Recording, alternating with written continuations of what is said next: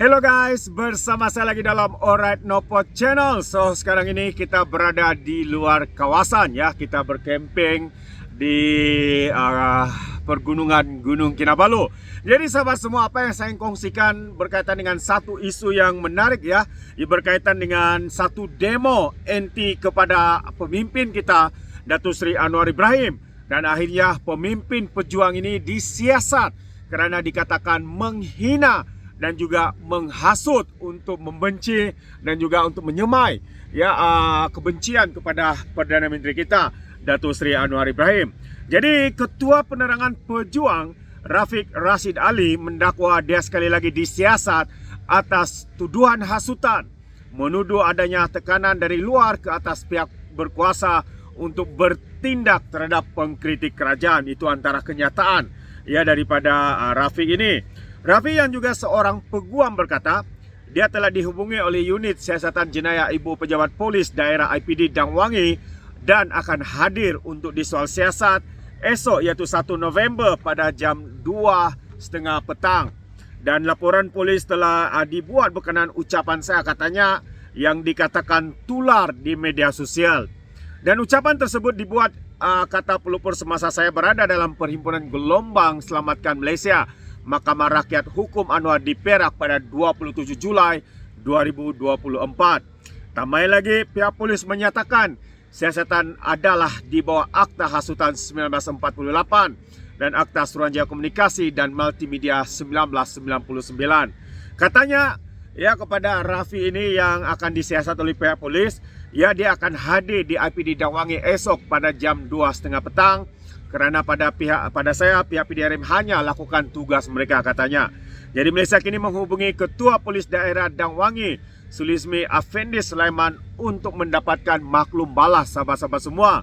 Dan Rafiq berkata dia akan disiasat di bawah Akta Komunikasi dan Multimedia 1998. Sementara itu dia berharap media akan terus bebas dan adil, katanya, mendakwa ada usaha untuk menyekat pandangan kritikal terhadap kerajaan.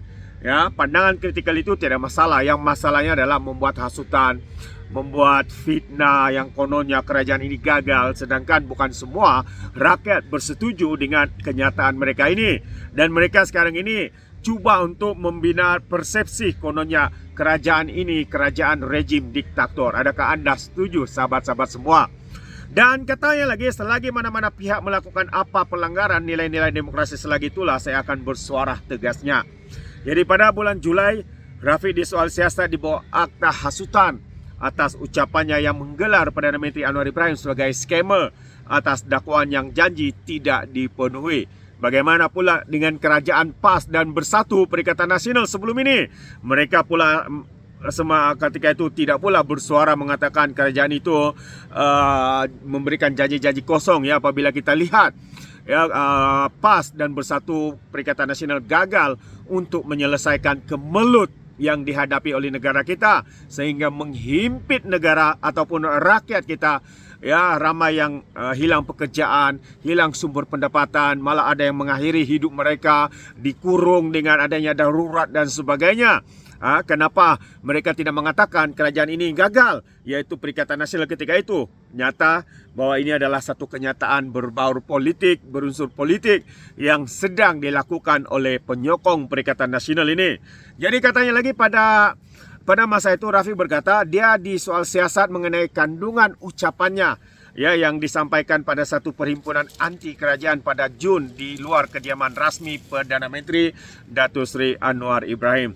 Jadi itu antara kenyataan ya daripada Rafiq ini yang akan disoal siasat oleh pihak polis ya, kerana dikatakan membuat hasutan untuk rakyat membenci kerajaan yang ada pada hari ini dan juga Perdana Menteri kita khususnya. Jadi apa pandangan anda sahabat semua? Anda boleh berikan komen di dalam ruangan komen. Dan satu perkara lagi yang menarik untuk saya kongsikan bersama dengan anda. Kalau sebelum ini seorang dia direman, ditahan berkaitan dengan kartel baja, kartel baja beras.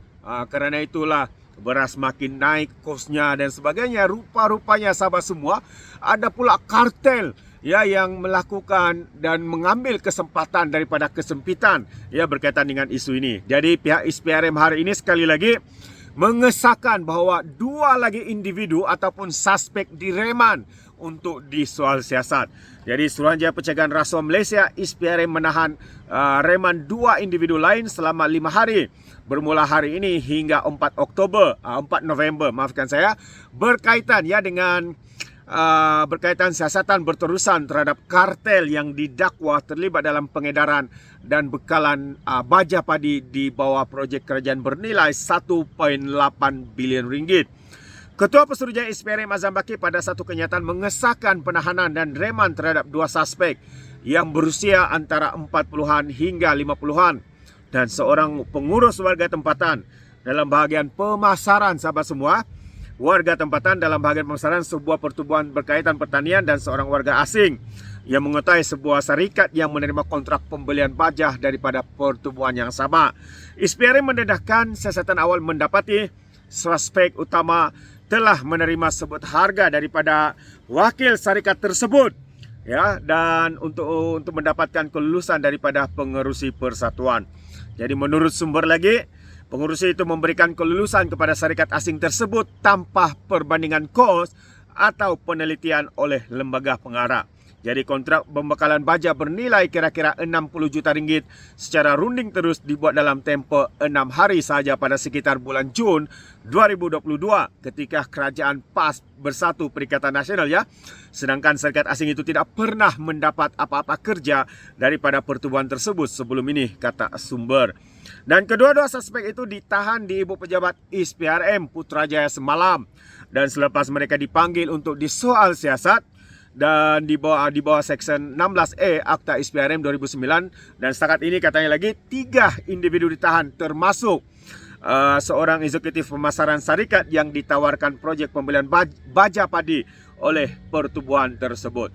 Jadi ini antara perkara sahabat semua yang sedang viral hangat diperkatakan di media sosial dan kita ucapkan kepada Kementerian Pertanian dan Keterjaminan khususnya ya menterinya Datuk Seri Muhammad Sabu kerana tidak henti-henti ya untuk mereformasikan kementerian ini agar ya perkara kartel-kartel baja seperti ini, kartel-kartel beras tempatan yang mana dikatakan mencampurkan beras putih, beras tempatan dan juga beras import, dan pihak Kementerian Pertanian dan Keterjaminan juga sebenarnya telah pun membuat siasatan ya berkaitan dengan dakwaan ini. Jadi kita harapkan ya segala perkara ini dapat dibongkar dan siapakah dalang di sebalik ya kartel-kartel yang sedang berlaku di dalam kementerian ini, khususnya padi, berkaitan padi, baja dan sebagainya.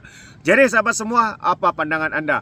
Anda boleh berikan komen di dalam ruangan komen. Jadi terima kasih, sampai di sini saja. Sekiranya anda mau berikan sebarang komen dan pandangan ya anda berkaitan dengan isu ini, anda boleh berikan di dalam ruangan komen. Dan terima kasih, izinkan saya untuk mengundurkan diri dan seperti biasa peribahasa mengatakan, tapapun kangkap 2 tahun keinginan. Dalam bahasa Melayunya, tepuk dada, tanya selera. Sekian saja daripada Alright Nopo Channel. Kita berjumpa lagi. Bye-bye.